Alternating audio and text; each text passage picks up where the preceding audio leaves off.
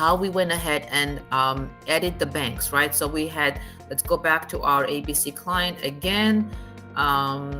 Let's go to our ABC client. Okay, now we are going to go to chart of accounts again. Chart of accounts, here we go. This is all of our chart of accounts in our ABC client. And let's say we want to link our bank account to this client. What do? Actually, not our bank account, the client's bank account. So we're going to link the client's bank account to this chart of accounts, to their account, right? So what we're going to do is we're going to go to banking on the left side. We're going to click on banking.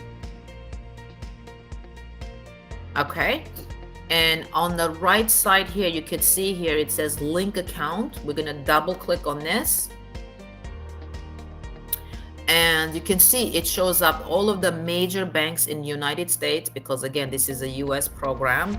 All those major banks are here, and if you don't see your bank, you can just click show more, and then you can see additional banks in here that are part of it.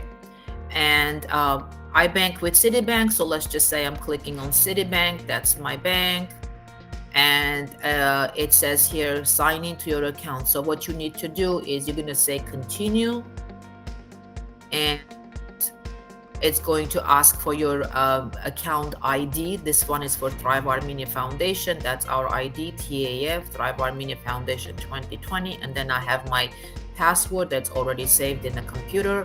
So if I sign on to this, it's going to link the Thrive Armenia Foundation's bank account to this client.